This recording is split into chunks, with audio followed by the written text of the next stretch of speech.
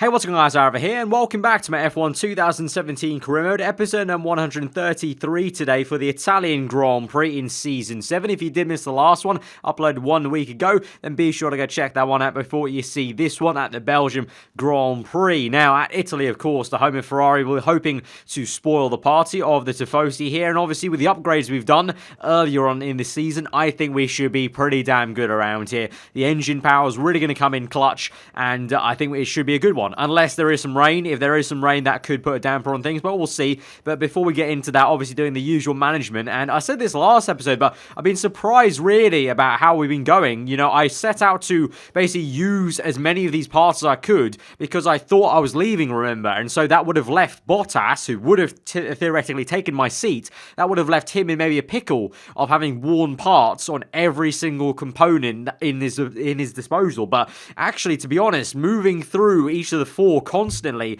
has not been too bad. It's actually been okay. The wear has not been, you know, nothing's on yellow right now, to put it that way. Obviously, we've got every single reliability upgrade on the car, so that could also be a big factor into that. But I would have thought at least one of these parts would have got to yellow, but not the case. And we're well over halfway through the season now, you know, number 13 out of 20. So we're looking very good. And actually, as I said last episode, I think, I'm looking to see if we can maybe try and go the entire season without having to take a single penalty. If we can, that's going to be brilliant. It also kind of shows a little kind of fault in the way the career mode works, and what I've said many times before in the game ideas about resetting that reliability a couple of seasons, because at the moment it's just not much of a challenge, whereas, you know, back in season 1 and 2 we had a real tough time managing all of that and taking penalties here and there strategically, even, you know, races where we knew we were going to be weak. Like if I was to take a penalty at any point in this Mercedes car, it probably would be a race like this where I know we're going to be pretty good in a straight line, so overtaking will be, you know, quite a good thing that we're good at. But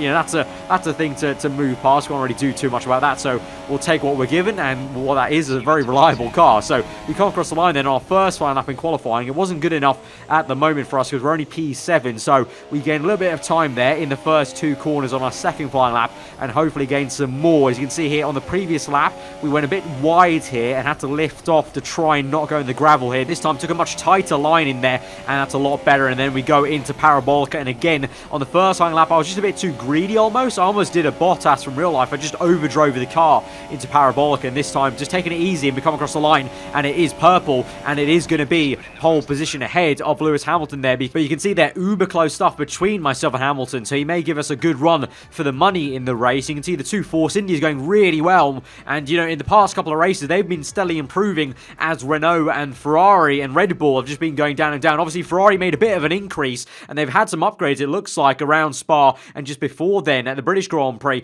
But overall, you know, Renault and Red Bull are the 2 culprits that have been going down, and Force India have been improving steadily to become the second fastest team outright. And obviously they've been hopping back and forth with Renault for second spot in the constructors, and you know, with Slipstream they could easily challenge us today in the race, so that should be quite interesting. So let's go to the full grid then. We'll see if there's any penalties to look at behind us, and then we'll get into the Italian Grand Prix. So before the off, let's remind ourselves of yesterday's qualifying session with a look at the starting grid. It's Mercedes in pole position then, and it's Lewis Hamilton alongside. Looking down the rest of the grid, we have Perez, Ocon, Nico Hülkenberg, and Verstappen, Vettel, Ricciardo, Raikkonen, and Jolyon Palmer, Massa, Magnussen, Romain Grosjean, and Kvyat, Alonso, Stroll, Carlos Sainz, and Stoffel Van Dorn. Ericsson and Pascal Wehrlein completes the grid. And with preparations almost complete, let's head down to the track. Right, so here we are onto a very overcast starting grid for the Italian Grand Prix. So as I said, you know, if any rain does come, that is going to hinder our progress somewhat. As you guys know, not too good in the wet compared to the dry performance against the AI. But at the moment, it looks like the indicators are just all going to be overcast the entire race. A bit of doom and gloom, but we'll see how it goes. We're going to be a very easy one-stop, I think, to the super soft, from the super soft tyres to the soft tyres. Then tyre wear shouldn't be much of a factor. So I think this will be just a straight fight really on track rather than the strategy. So here we go then to 5 red lights to the Italian Grand Prix. Can we spoil the party for Ferrari in their back garden here as we're underway from the lights out, and there's a lot of wheel spin there, and it's a great start there from Sergio Perez. He's on there up into first place on the left hand side. There's been contact with Lewis Hamilton. We're round, Hamilton's round, the front wing's off, and that is absolute calamities. Myself and Hamilton are backwards into turn 1. Safety cars being called out. We're on the grass. Hamilton's on the grass. It's all gone absolutely wrong for the Mercedes team. Myself and Hamilton made contact. Perez there looking to replay with a storming start, but then as we go down into the middle of the circuit, a little bit of front wing contact between myself and Hamilton. And to be honest, to be fair, I'm going to put my hand up. I think that was large in part maybe my fault there, in terms of I don't think there was enough room. I thought I had cleared Hamilton completely, but looks like he just had like literally a pixel's worth of carbon fiber of his front wing there. A storming start for Perez again. But then look at this, on board with Hamilton. Pause it here.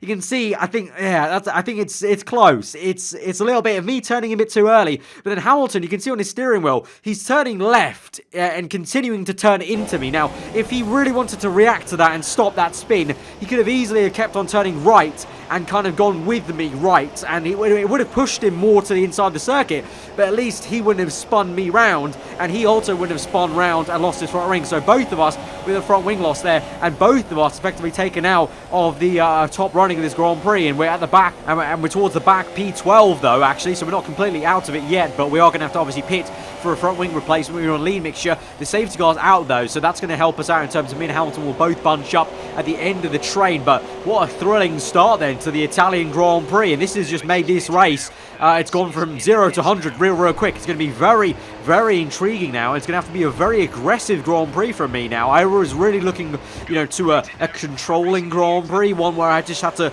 take care of the tyres, take care of the gap, be careful about moving around the circuit to break the toe for the Force Indies and my teammate. But now it's a case of just attack from the back of this grid and trying to see how far up the order we can go. I'm confident we can get back into good points. I don't know whether a podium will be on. That might be a stretch with the two Force Indies taking up the first two positions, and then maybe the Red Bull Ferrari looking good, but we'll see. Depends on really how the restart goes here. Good thing the safety car is in, and so now as it comes back in now on lap 3 at the end of it towards lap 4, let's see what we can do on the restart. Obviously this is the place where we'll probably gain the most positions. Obviously if there wasn't a safety car, we'd be spending so much time just catching back to the train, but we're already there with the train. So here we go now, move on Fernando Alonso in the McLaren Honda, slow as ever, and now we make another double pass on the Haas and the Toro Rosso, maybe down the inside of the Saubers. That's 4 moves made potentially in one straight here around the outside of Pascal Wehrlein. Tight stuff. Obviously the Mercedes Junior there doesn't put up much of a fight, and we're up into P15, and it's good stuff there for us. And so with those moves, we're only actually 5 positions away from points paying position. So really, probably one of the best starts I could have hoped for, honestly, on that safety car restart. And so now we're already on the back of the second Sauber then of Marcus Ericsson, and it's so close there. It's such a late move to the right hand side. We've also gone down the inside of Stoffel Vandoorne, but Vandoorne cuts back with a beautiful switchback move there for the Belgium in the McLaren Honda. So obviously I went guns blazing and hot into Parabolica. Obviously went a bit too wide, and so Vandoorne got back past us, but we've easily got him back again down the main straight. So effectively a double overtake then made at the same time there, but that was so close. It was a very late call for me to switch to the inside because I wasn't actually sure where Ericsson was going, because he could have easily just not broken down the inside of Vandoorne. He could have just tried to maybe stick behind him. I don't know, because you just never know with the AI cars. Sometimes they don't want to make the move, so I wasn't sure. So it was a very late call to actually make the move on Ericsson. Meanwhile now, back to the action down the inside of the Toro Rosso there of Carlos Sainz. A little bit of shimmy and shake on the exit. We make it count, and we're up into P12 then. Sainz nearly squeezing us into the gravel, but thankfully not. And so now we're only 2 places away from points paying positions, and we're on lap 6. So we've got 21 laps to go, and well, if we're aiming for the podium then, that's 9 places to get in 21 laps. I think that's very doable potentially. So let's see. I'm actually feeling a lot more confident about this podium now as we go down the inside now of the Williams of Felipe Massa. Nice and easy into Ascari there, riding the curb like a skateboard, like I've said many times, and you guys enjoy that phrase whenever I bring it up, it seems. And we're up into P11 now, and we're only 1 stroll away from P10 here. Here we go. Excuse that horrendous pun as we go to Ascari then, and here we go. Gonna line up the slipstream, rich mix flowing. And here we go, tucked up behind the slipstream. Where's Stroll going to go? He's going to stay to the inside. He's just going to stick to the middle, really. And so we just take the initiative, go to the right, pull back the racing line, up into P10, a little bit wide on the entry to be fair, but we do control it by lifting off a little bit, middle of Parabolica, and now full steam ahead. And now we've got 1 point in the championship. Can we try and get some more here as we're now going to close up now to Romain Grosjean in the Haas. Is that the first Haas? I can't even remember. I don't think we've overtaken Magnussen yet. That's how much action there's been. I can't even remember the cars we've overtaken here, but it's a Haas nonetheless of Romain Grosjean. And here we go now, gaining, and down the inside we go into Parabolica, and that is going to be one more move made. Thank you very much. And now we'll chase after Jolyon Palmer. Now this, ironically and funnily enough, might be the most difficult pass we make so far in this Grand Prix. And I know that's a weird sentence to say because it's Jolyon Palmer, but remember, he's in the upgraded Renault. That Renault, although I said it has been going down in performance, you still can't deny it's still very nippy in a straight line. It's got that really light chassis that I helped develop in Season 2 and Season 3 of Career Mode, so this will be a bit more difficult pass. You can see it takes us the entire lap, and we're still pretty much the same distance we were at turn 1 of that lap as we are at the end of lap 9, and only now onto lap 10, maybe we get a slingshot move here as we get the overspeed, open DRS, rich mix going, and finally we're going to make the move on a fellow countryman, Jolyon Palmer, and we're up into P6 as obviously a few people have made pit stops now, and we find ourselves as we lock up into turn 1, now looking at the back of Sebastian Vettel in the distance there, so already up against one of our main rivals. Of course I say rival because we're trying to beat the Ferraris as best we can to try and get that reputation level up, so good stuff to see that we're already in sight lines of the Ferraris. As we can see now, Vettel peels in the pits, so we go up into P5, and we're in plenty of clean air, and I suspect we're probably going to get up into maybe even P1 by the end of this thing, because people are just going to be keeping coming in, and we're out of sync massively of the pit stops, of course, because we made a very early pit stop on lap 1, whereas everyone else is still yet to make their first pit stop, so we are going to be out of sync. So we're up into P2 then, and it's only the Frenchman Esteban Ocon left out, and he's going to come in eventually, and so by the time we get to lap 13, we are back into first place of the Grand Prix. Obviously it's not going to be there for too long, because eventually we'll have to come in. Anyways, later on in this Grand Prix, moving away from us for a second, it looks like we've got one of the Force Indians chasing after a Red Bull car, and then you've got the two Ferraris, I think, Line and Stern, Raikkonen ahead of Vettel for now in the Italian Grand Prix, but not for too long. Raikkonen pulls up right in front of the fans there on the grandstand on the left, and he's out of the Italian Grand Prix. It's embarrassment for Ferrari, further embarrassment. I mean, for the entire season they've had an issue every single race, and now it's another failure, and this one at their home Grand Prix, so it makes it that much worse, but absolutely laughable. Another Ferrari failure. I feel like at this point, maybe you need to have an actual chalk tally board just to put tallies on every time Ferrari retire or have an issue, because that's just another one to add to the pile. Absolutely comical. I really don't know what what they're doing. I don't know what the coding's saying for Ferrari this season with the AI. Just very, very odd. But anyway, we come in eventually for our final pit stop onto another set of soft tyres. We could have maybe stretched it a little bit longer onto super softs, but I felt like I'd rather have the consistency of the soft compounder tyre. Obviously I can gain probably a bit more on super softs, but obviously those tyres wear out faster, and obviously we know our car is not that great on tyres compared to the other cars, especially Force India, Renault, in the past few races this season, Renault looked to have really upped their tyre wear. So yeah, I'd rather go for the consistency of the soft tyres. So we're up into now P9, or back into P9 I should say, after we had a few laps in P1, and now we're chasing after Nico Hülkenberg on lap 16. So we've got 11 laps to go, and we're closing right up now in the slipstream as we go towards Parabolica, and at the rate we're closing, I think this should be a pretty easy move. We duck to the right hand side, we're going to pull back to the racing line, look quickly behind us to make sure we have got that pass through and don't have a crash like we had at lap 1, and we're through up into P8, and now we can try and chase after Sebastian Vettel. Actually, ironically, Hülkenberg comes straight in then to the pit stop, so we didn't need to make that move technically, but we did, and we used it to get a slingshot now. Sebastian Vettel, and Vettel squeezes us a little bit towards the grass on the inside. We've gone for it. It's a bit of a kind of yo-yo effect of the braking as we try and not lock up too much. We've done the switchback move, set that move up beautifully there, and we're up into P6 just about. As we look behind us and we confirm we've made that pass, it was a little bit iffy there as Vettel actually had some initial really good traction out of turn 2, but no, we are up into P6, so actually quite good actually that we got Hülkenberg there, because I like to think that kind of allowed us to take that momentum, carry that through Parabolica, and then slingshot onto the main straight there, and then yeah, really set that move up nicely. Patience prevailed there on Vettel, and now we're up into P5 as we've got Kevin Magnussen, the other Haas car that we haven't seen so far in this Grand Prix, into the pits, and we set the fast lap of the Grand Prix, so we are really gunning for it now.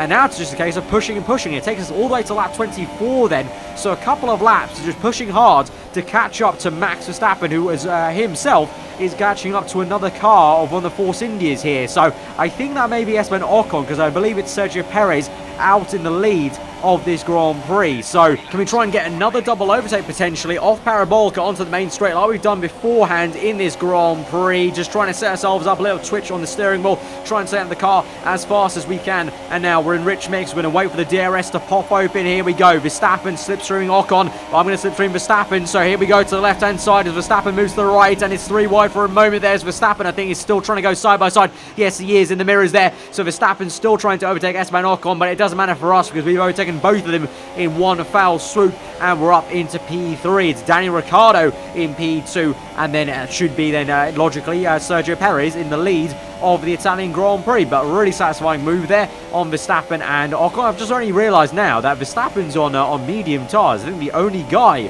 on mediums in his top flight. Very, very odd tyre choice, but actually he's catching up to us right now, lap 26. Having to look behind us as we go into Ascari. Be a bit careful. That Red Bull, not too bad on the slipstream there. You can see, obviously, I'm in lean mixture as I'm trying to save the fuel. Fuel's a little bit critical there, so I'm trying to save up enough so we can go rich on the main straights to pull away, and also more kind of importantly, just rich in general on the last lap to just try and push away for the the most important final lap. Obviously, it's fine if he gets close right now. We're going rich now on the exit of Parabolic, and you can see looking back behind us, we waltz away. Then the Mercedes gears start to churn as fast as they ever can in the back of this in this car, and we we're running off into the sunset pretty much. As now we move on to the last lap of the Grand Prix, and it's Sergio Perez then that comes across the line to win the Italian Grand Prix. Fair play, obviously. He deserves to get into the lead because he would have been in the lead either way, even without mine and Hamilton's crash, because he had a monstrous start, whilst I was wheel spinning. So fair play there. Ricciardo second, but I think that's a really, really noble effort. Third place,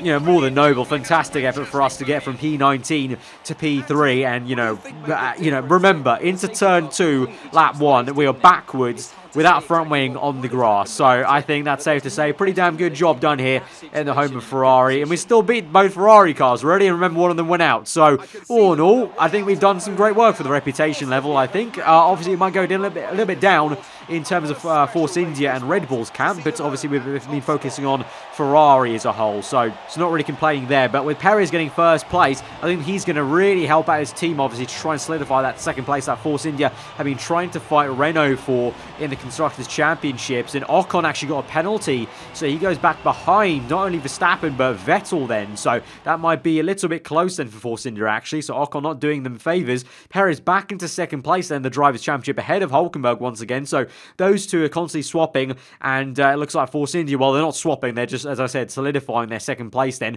Red Bull getting to third. So that's how much Renault have really tanked in terms of performance and consistency. Red Bull, who are nowhere at the very start of the season, first 5 rounds, and now up into third. So fair play to them. And once again, Ferrari just left with pretty much nothing out of that Grand Prix. I mean, Vettel, yeah, he got a pretty okay P5, I think that was in the end, but still not really ideal for a team that were right up there pretty much last season, still fighting for the podiums and stuff like that. So yeah, as I said, I don't really know what's up with the coding, to be completely honest. But you know what, just gonna have to take it. It's the vanilla career mode. We're just taking it how it is, and the game just appears to hate Ferrari at the moment in Season 7. So there you go. Guys, if you have enjoyed that episode, though, hit that like button. You can see here at the end, we tried to look at some upgrades, but we don't actually have enough points to make some big upgrades that I think are worthwhile to make. So we're going to wait and save up some more points and maybe make an upgrade next race, perhaps, we have enough saved up. But yeah, let me know what you guys thought in the comments below. If you're new around here, you can subscribe for weekly Formula 1 content. I've been aarava. Hope you enjoyed today, and I will see you guys next time.